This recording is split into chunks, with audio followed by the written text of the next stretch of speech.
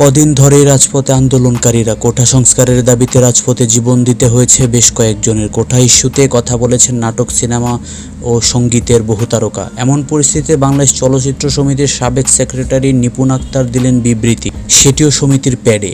নিজেকে সাবেক সাধারণ সম্পাদক দাবি করে ফেসবুকে পোস্ট করেছেন নিপুণ, যেটি নিয়ে সমালোচনার ঝড় বয়ে যাচ্ছে। যদি তিনি সাবেক সেক্রেটারি হয়ে থাকেন, কিভাবে সমিতির প্যাড ব্যবহার করতে পারেন, এ নিয়ে বিতর্ক তৈরি হয়েছে। মঙ্গলবার ভোরে নিপুণ তার ফেসবুক পোস্টটি দেন।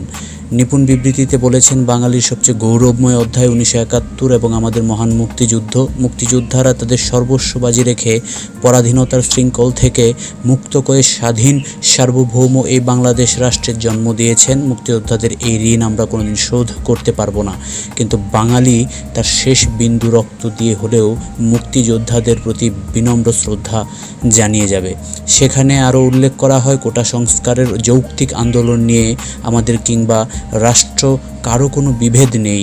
কোনো ব্যক্তি বা গোষ্ঠীর যে কোনো যৌক্তিক রাজনৈতিক বা সামাজিক আন্দোলনের প্রতি আমাদের পূর্ণ সমর্থন রয়েছে, কিন্তু এই কোটা আন্দোলনকে ইস্যু করে যারা মুক্তিযোদ্ধাদের অসম্মান করছেন এবং রাজাকারদের প্রতিষ্ঠা করার চেষ্টা করছেন, তাদের প্রতি তীব্র নিন্দা, ঘৃণা ও প্রতিবাদ জানাচ্ছি। মনে রাখতে হবে, তুমি কে, আমি কে, বাঙালি বাঙালি।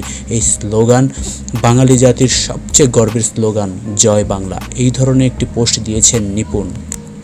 তারপর নিপুণের সমালোচনা করে কেউ বলছেন, মূলত নিপুণ টেলিভিশনের অভিনয়শিল্পী সংঘের বিবৃতি কপি করেছেন। অভিনেত্রীর এই বিবৃতিতে সহিংসতা ও নিহত হওয়ার মতো ঘটনা এড়িয়ে যাওয়া হয়েছে বলে মনে করা হচ্ছে।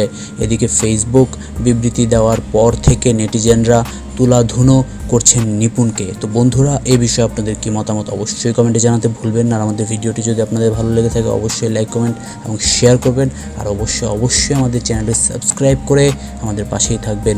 ধন্যবাদ।